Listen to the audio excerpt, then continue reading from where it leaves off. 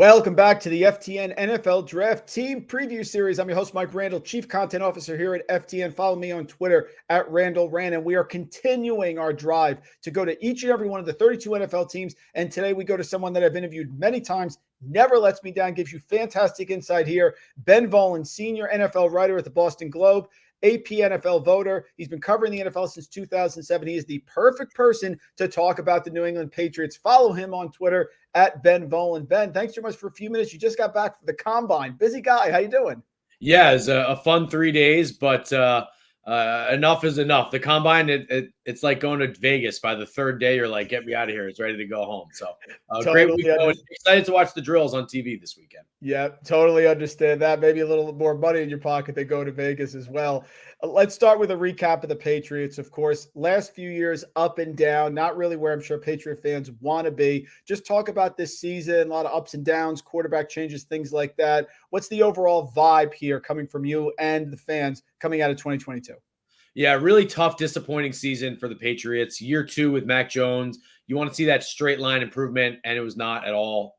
Took a step back.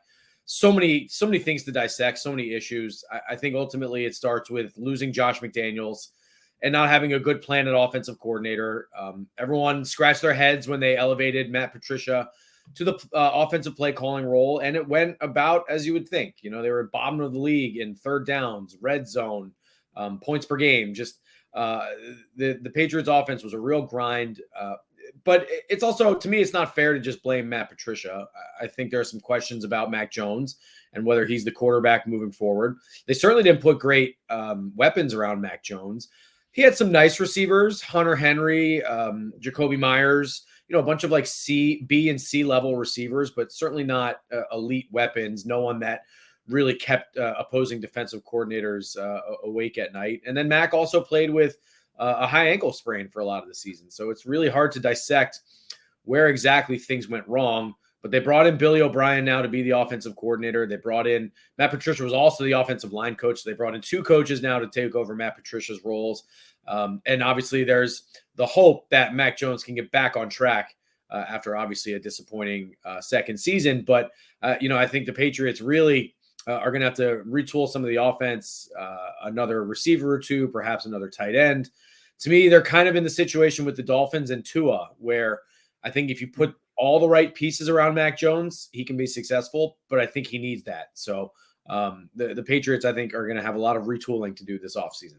Yeah, how do you think the new coaching changes will affect the preparation? Because I remember as an outsider last year, we were hearing in the summer rumblings about Mac Jones being unhappy or going outside of the franchise to talk to someone, and there wasn't an OC right away, and there wasn't any guidance. I mean, was that just hearsay, or was there some teeth to that? And maybe this year they're looking to rectify that by having more stability in the coaching changes. Yeah, I do believe that is one of the anecdotes that's come out, that Mac Jones was kind of going behind the coach's back a little bit and seeking some outside help. And I think Belichick kind of nipped that in the bud pretty quickly.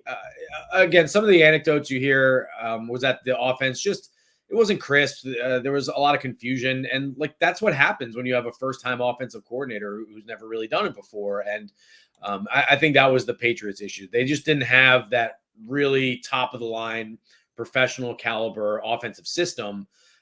So I think the hope now is that Bill O'Brien does that. He's a guy who's done it in the league. He was an offensive coordinator for the Patriots. He's been a head coach, obviously, a long time. Has a decent success track record of having success on the offense. Although, if you look back at O'Brien's history, when he has the quarterback, Tom Brady and Deshaun Watson, he does well. And when he doesn't have the quarterback, he doesn't. So he doesn't exactly have a history of really elevating the talent around him. But he's certainly a more accomplished professional caliber offensive coordinator than what the Patriots had last year. So I think just the hope is that it's more organized and streamlined and just puts Mac and the players in a better position to succeed. But, it's all on Mac this year now. No more excuses. So, last year he had the excuse of, well, it wasn't the coaching. Well, now everyone's saying you got the coach. You got the right guy in Bill O'Brien. So this is a big put up or shut up year for Mac Jones. Now let's look at free agency before we get to the draft. Of course, Patriots defense still per DVOA was one of the top 5 in the league, but offensively they ranked about 24th, 23rd. So free agency, are they looking to bolster either side of the ball and then attack a different side in the NFL draft? Or what about the comings and goings here with free agents? What do you see panning out with that before we get to the NFL draft in late April? Sure.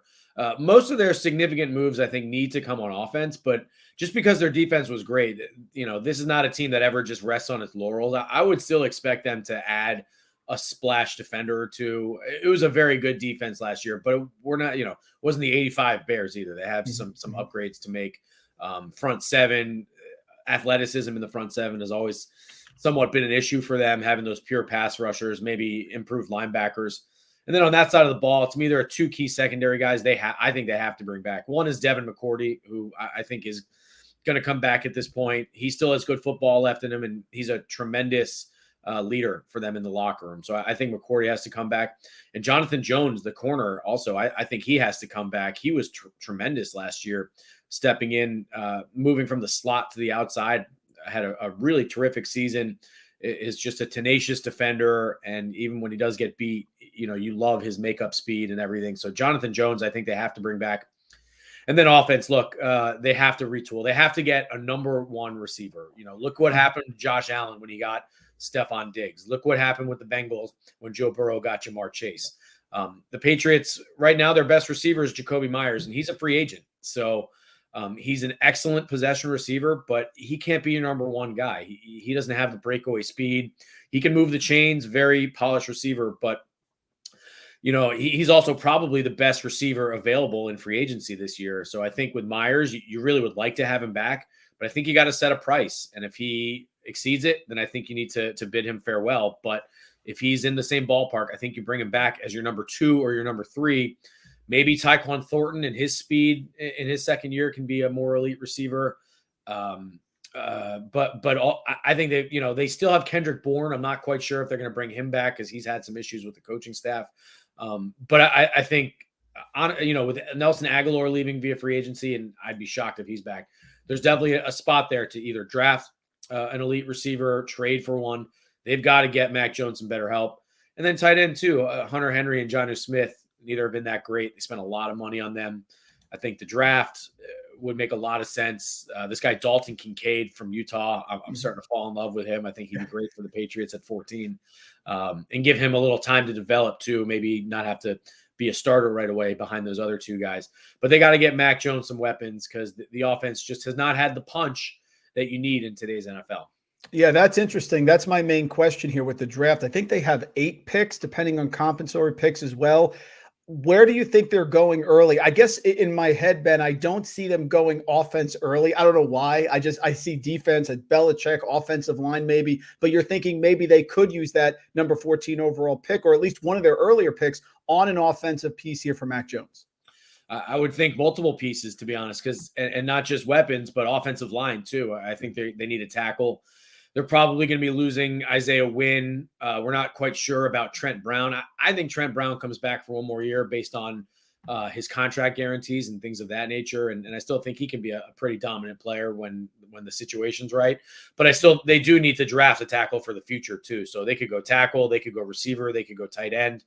But I do think in the early rounds, they got to get some of these elite guys. And even though they've missed a lot over the years, picking N'Keal Harry, over all these, Deebo Samuel and AJ Brown, they still got to keep doing it. And receiver is almost like quarterback now.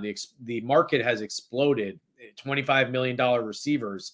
So if you can find an elite guy in the first round, have him locked into a 4-year cheap contract, that's a huge advantage over the rest of the NFL. So I definitely think tight end and receiver and offensive line are going to be big needs for the Patriots in the draft.